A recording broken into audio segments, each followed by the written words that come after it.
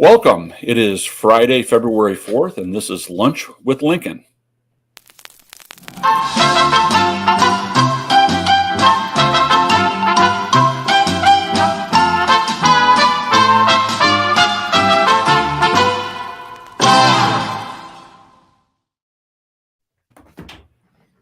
I'm Lincoln Project Senior Advisor Jeff Timmer, and joining us this Friday is John Della Volpe, who is the polling director at the Harvard Kennedy School Institute of Politics. Welcome, John. Thanks for joining us. Thanks for having me, Jeff. It's great to be here. Well, John is the author of a newly released book focusing on Gen Z and millennial participation in politics. John, why don't you tell us about your book and the role that you see this younger generation or younger generations playing in political activism and politics today? Again, Jeff, thanks for having me. Thanks, Lincoln Project, for having me. This is a book that I'm thinking about writing for couple of decades, for 21 years or so. I have been studying for 21 years the political opinions of young Americans. First defined for the first 15 years or so as millennials, the largest generation in America, larger than baby boomers. And over the last 4 or 5 years, millennials have aged out of the many have aged out of the broader definition of younger voters. We've focused on Gen Z. So just to put this into context, Gen Z represents 70 million Americans. They're the most educated and most diverse group of Americans that we have today. And the real impetus for this really was focused 3-4 years ago, when what I was hearing from talking and surveying young people, listening to them, was very, very different than what I was receiving from the media and other individuals and institutions that had some influence. Like, essentially, what I found was everything that we think we knew about this generation was very, very, very wrong. So the objective of this book really is to kind of set the record straight and to tell a story, tell a narrative from like around the values of this generation, what they've done and what they're likely to do to reshape how we think about politics and the country as a whole. Well, I can speak from personal experience with this topic. I've been running my own secret experiment here. I've got 5 kids that qualify with this generation. They range from just out of college to senior in high school right now, and I've witnessed up front their level of awareness, their participation in their own activism, and I really credit my kids with keeping me on the straight and narrow path back in 2016 when I was still a Republican. And after Donald Trump had won the nomination, my son Joe was very involved in that election year. My kids had all grown up around politics and around activism, given my role in politics. And actually, one of the things I started witnessing is how unpopular Republicans were with young people. I mean, my kids would tell people that I was in prison rather than admit that I was actually working for Republicans back in those days. But my son, after John Kasich, who we had been working for, had lost the nomination to Trump after Trump had seized the nomination, it would have been the easiest thing in the world for me as in the Republican consulting business to just take the easy money, stay there and go along to get along. But it was being able to look my son in the eye, the rest of my kids, and say, look, this is wrong. And we need to stand up for what's right. And it was never, it made it very easy for me. The fact that they were involved and that's what they expected was that I would do right in their eyes. Mm-hmm. And think about that, for your kids and for my kids, like at a critical time in their maturity as young people, as citizens, they are coming of age, watching and observing essentially kind of the chaos of this reality TV show host turned president at such a critical time in their, as I said, in their maturity, right? And that has had profound impact on how, again, they think about politics, even their relationship, right, with you within the kind of the family dynamic, right? Mhm. So it's so important when we think about young voters, we think about generations, is to take a step back and to understand what we're even talking about, right? We're talking about a group of people, and there are essentially 70 million young people like your kids, Jeff, like my kids, who kind of came of age in this collective American moment over the last, 10, 15, 20 years. And what I argue at the starting point of this book, yes, every single generation has had their share of difficulty, of trauma, of angst and stress. But we also saw Gen Xers, baby boomers, millennials. We also saw America come together at critical moments as well, right? And that just hasn't been the case with this generation. It's had profound impact in terms of the way in which they relate to themselves, their family, their communities, America, and politics. Just so to put a finer point on this, most of them were born right around 9/11, a little bit before, a little bit after. By the time they're old enough to go to school or to recognize, kind of the outside world, they are dealing with shooter drills, school shootings, red alert drills. So, like the first place outside the home, one of the first places where there should be some safety and security, schools are anything but that. Okay, we also have the financial crisis, which took tens of millions of their homes away. We know that 80% of Americans lost 20% of their net worth during that time, and it continues to have a dramatic effect on the mental health, especially young men, who coming of age. Add to that concerns about climate change, around opioids, around gun violence, the whiplash between Obama and Trump, white nationalism. It's just been a very, very challenging time for young people. Again, without having that kind of collective political memory of what American can be when we're all headed in the right direction. The Olympics starting, today on TV, I was thinking about, like, I think I was in like sixth grade, right? When the U.S. hockey team beat the Russians, right, in the silver medal game. We all kind of came together. I remember being my first year in college when we came together after the Challenger disaster, right, as a Gen Xer. Mm-hmm. But this generation hasn't had, by and large, that collective moment. And that's a drag on them. It's a weight they carry, but it's also something that we need to confront, I think, as folks who care about civic engagement in politics.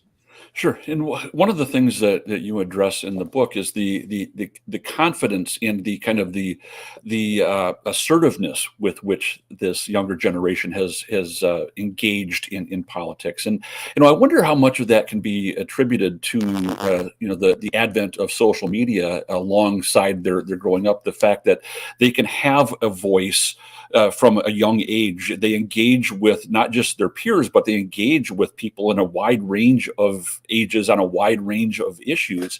And it's not like they just, children seen, not heard. We have kids who expect to be heard, and they feel they have something to say. They do have something to say, and they're not going to be deterred from saying it. And I think that's an interesting dynamic that we're looking at in today's culture and politics.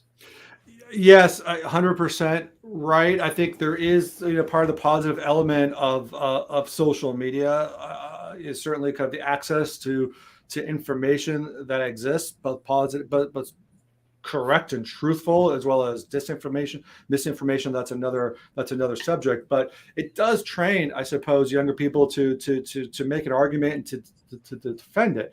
But again, I noticed, I think one of the key moments in young people finding their voice for me was watching the Parkland students in 2018 find their voice and challenge and empower other members of their generation and, frankly, the nation to stand up and to challenge the status quo that has let folks kind of get away without changing the policies that are so blatantly responsible for some of the most heinousness around gun violence.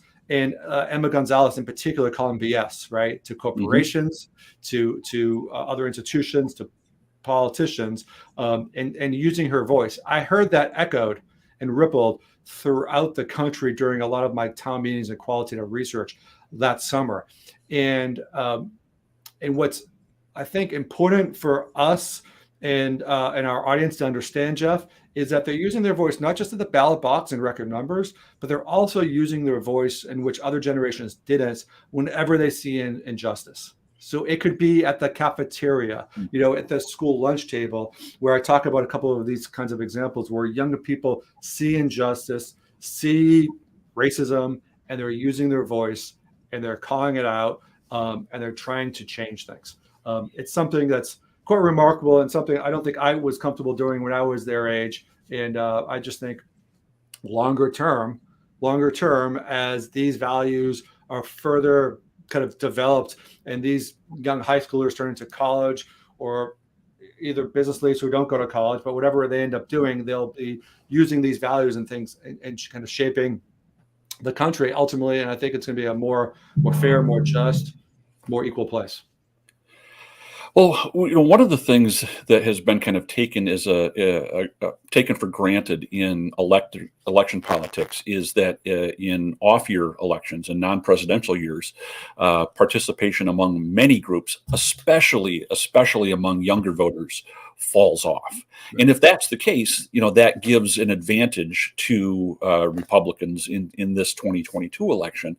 How do you see that dynamic playing out, given the level of how tuned in so many of these young voters who participated for the first time in voting, either in 2016, 2018, or 2020, during this age of Trumpism in our politics and culture? It's an excellent question, and if you allow me to put this into some perspective, when we talk about midterm elections like 2022, there's a wealth of exit poll data, which is analyzed through the lens of also the U.S. Census project as well, and what we're able to see that over the last 3 decades, so when baby boomers, when Gen Xers and millennials were eligible to vote at a young age in midterm elections, on average, less than 1 in 5 participated.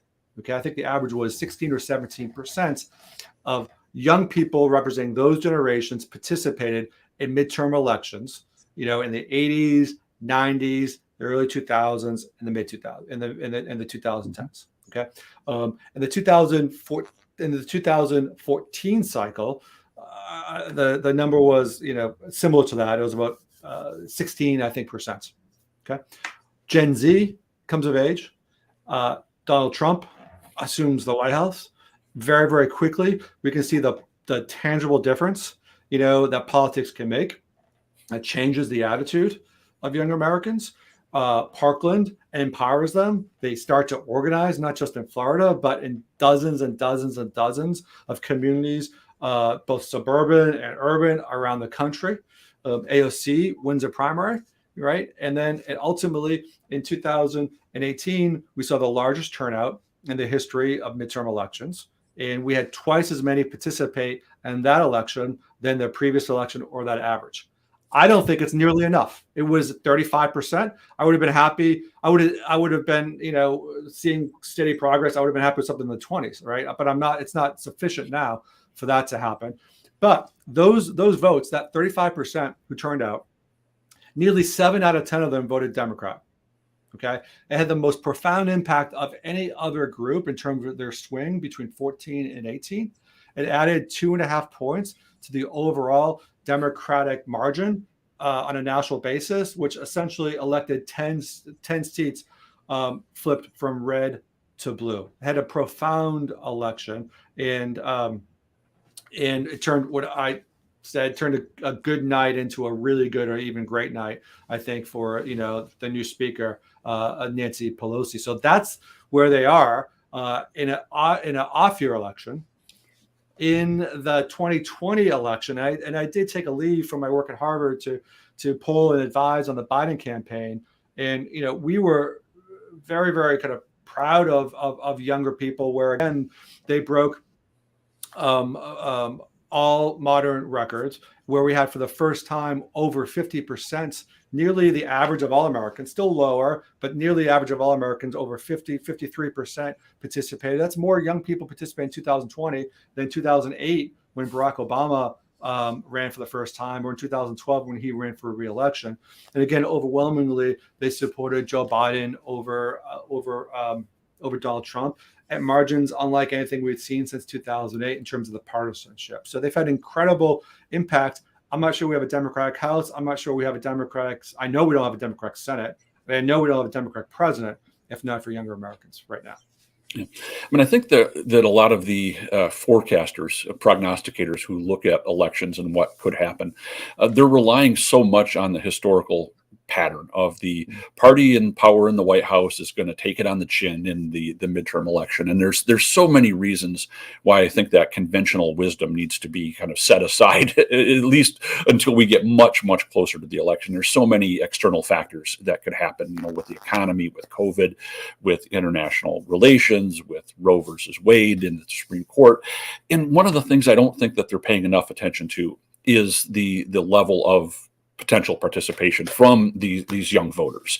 They're assuming historical patterns. They're assuming things are going to kind of revert back to the gravity that they understand. And you nailed it when you talk about that 70% of young voters identify as Democrats, or the attitudes that they have toward Trump and the Republicans is so intense. I mean, I think it's safe to say if you're under 30, gonorrhea is more popular than Donald Trump. And it really is. I haven't tested that, but I'll let you get away with that. Yeah, please. You can add that to a future test, maybe just STDs rather than in particular, But right now, if you're a young voter, if you're under 30, you're not going to be a Republican, except in the rare cases. And I think that translates not only at the top of the ticket, but down ticket. And if there's even a marginal change in if you're building your forecasting, if you're setting your samples and weighting your samples, if you're polling for candidates or parties, and you're setting it to 2014, 2010, if you're missing what's happening. And I know I've witnessed people doing that because they think that, okay, we've seen this spike and now things are going to start to get back to normal. Mm-hmm. Normal in their mind is just it's never going to happen again. I don't think we're in a post-normal political world. I think that's safe to say. Again, I don't know how we collectively define what normal is. I completely agree with that. I think there are a couple of other points I want to make. One of which is, this was a real significant moment for me in terms of understanding the power of younger people. When I was studying millennials, 2006, 2007, 2008, I write this a chapter on millennials in this book. But I remember Hillary Clinton's campaign, in Iowa.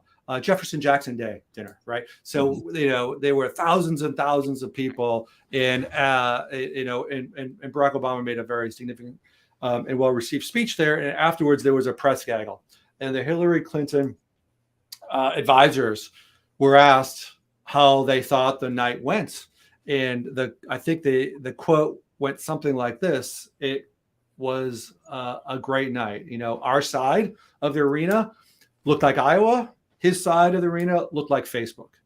Okay.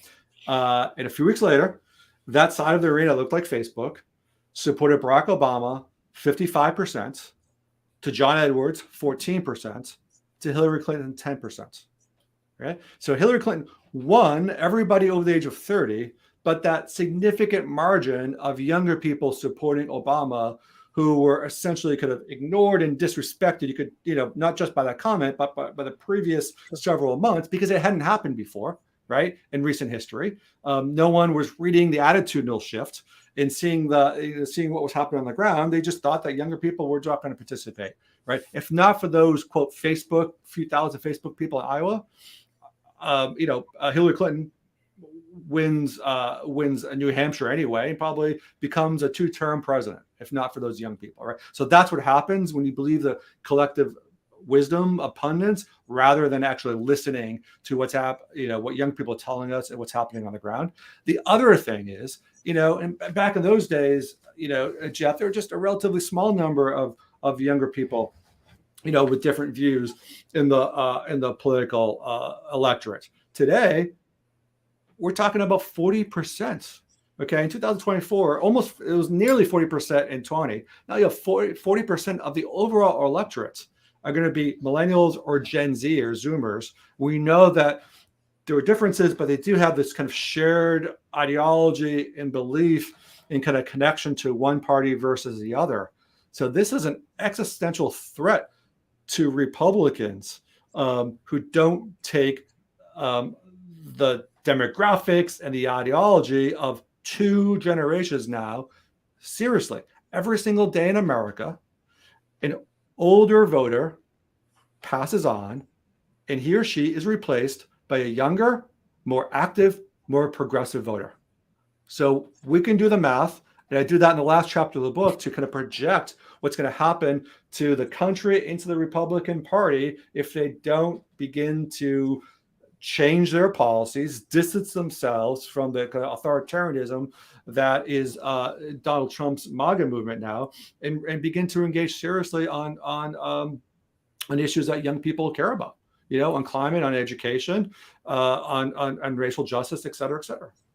Yeah, well, I think we've seen over the last decade since Mitt Romney lost that 2012 election to Barack Obama and the infamous, kind of autopsy that Reince Priebus and the Republican National Committee did, talking about kind of forecasting the demise of the Republican Party unless they failed to attract more minority voters and more young voters. And I think after a decade of evidence now, it's clear that the party is intent on not following a single lesson learned at that time, and that the actuarial tables are what actually forecast the future of the Republican Party. I've heard it likened to the life cycle of a star. They're becoming older and whiter and denser and hotter, and they're going to implode. That's the path that the Republican Party has inevitably set itself on, provided there's one little caveat to that we still have actual democratic elections in the country over the next decade. And so they've staked everything on the fact they can't attract more voters, so they're going to make it more difficult to vote, and that is the clear strategy of the party.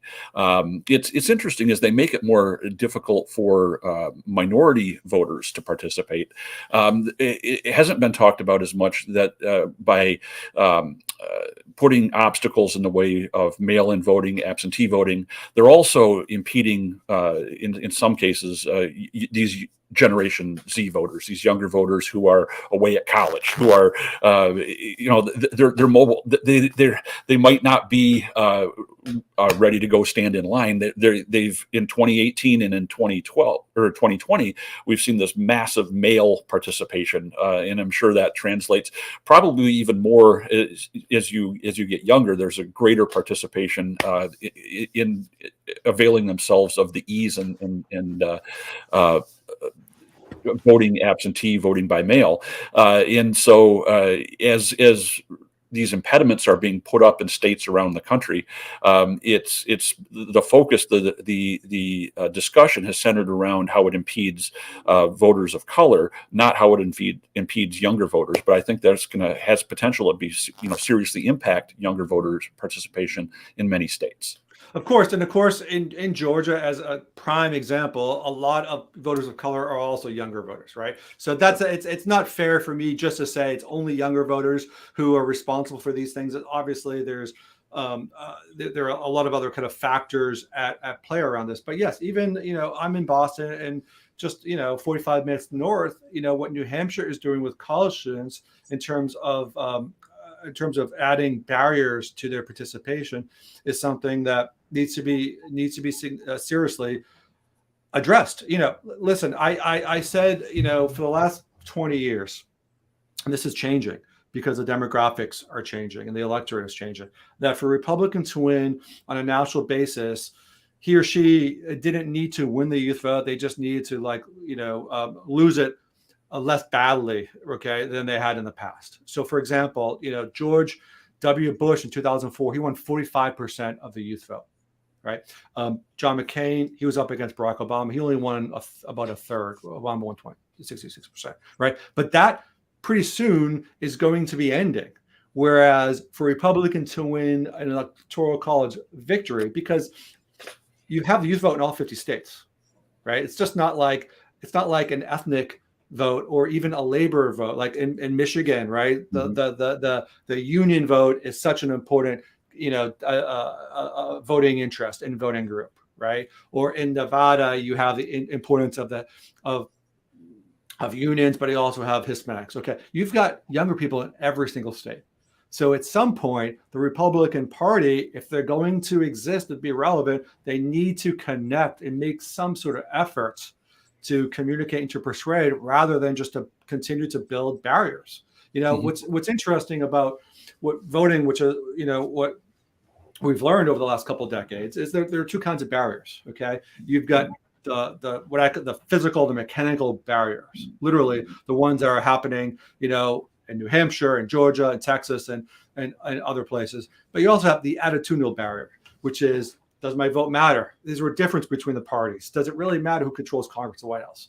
Well, thanks to Donald Trump, okay, those attitudinal barriers have come way down, have dissipated in a significant amount. So younger people understand the importance of politics and voting. In a pandemic, when many of just the college group wasn't on a college campus, okay, those college students, they outvoted every group of college students in the history of the United States of America, and they voted the college group at the same level as every other American.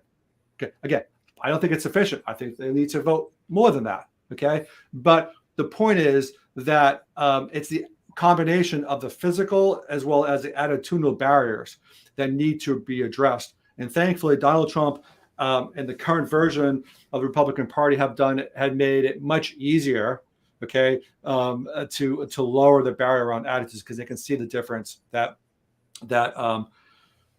politics can make, and that's something that really drives participation and turnout. And one thing that I'm going to be curious, so much of the youth or younger voter participation has been centered around domestic policies and domestic things. I mean, certainly climate change isn't just a domestic issue, but I'm wondering how the what we're seeing with Ukraine and Russia right now, how something like that impacts the awareness, the participation, the attitudes of younger voters. What research do you have on the attitudes toward the post World War II international structure and NATO and defense of democracy in Ukraine, stopping Russia from taking over a country? Do young people view that the same way us Gen Xers do? So I think there's a couple of insights on foreign policy. One of which is both millennials and now Gen Zers are far more aware and attuned to humanitarian crises. And this is something we discovered in the early days of our research around Darfur and some of the humanitarian crises coming from South Sudan and the African continent, Middle East, et cetera. So that's something that they've got heightened awareness and heightened importance relative to older voters. The other thing that connects this generation, and really where there's a demarcation between millennials, Gen Zers, and Xers and older, is in the role that the international community ought to play in solving international crises and conflicts. Okay, we now have two generations who grew up in a much more collaborative environment, work, school environment, than our generation did, and they want to see America play a role in bringing other people to the table and solving these crises collectively together. Again, big difference, right, between the way in which Donald Trump, ran his foreign policy versus the way in which Joe Biden is re-engaging in NATO and these other kind of alliances. So there's two things that I think stand apart between younger voters and some of the older Americans in terms of how they approach foreign policy. Sure. Well, we're nearing the end of our time. This discussion has been fascinating and it's gone by very fast. And when we close, we're going to run one of the rapid response videos from the Lincoln Project about Donald Trump talking about pardoning the January 6th terrorists, the rioters at the Capitol. And I know that you include some talk in your book about one of the youngest rioters. So why don't you maybe tell us a little bit about that, and then B, we will go in to the spot as we close out this show for the week.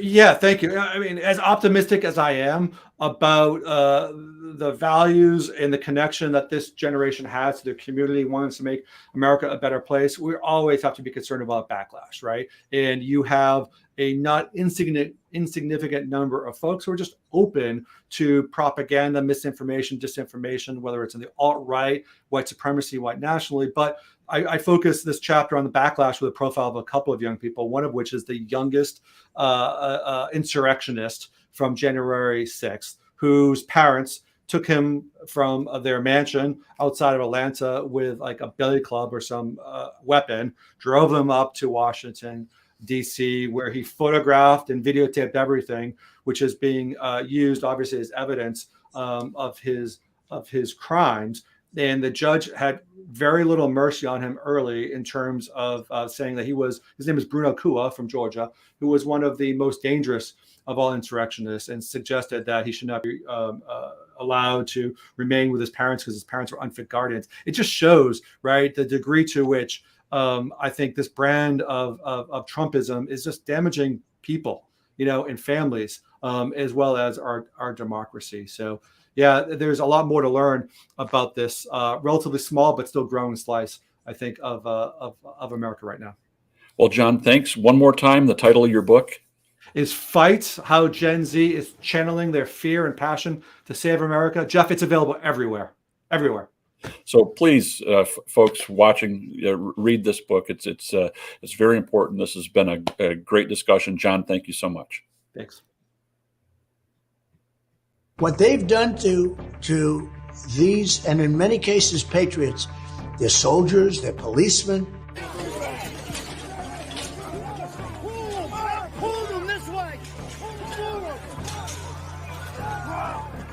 Punishments are out of proportion to the crime. Out of proportion, like 20 times out of proportion.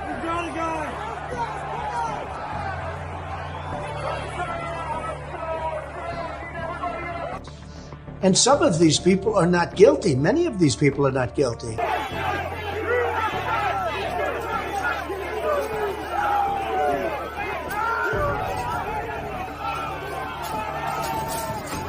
Some of them are being treated very unfairly. Yeah, I would absolutely give them a pardon.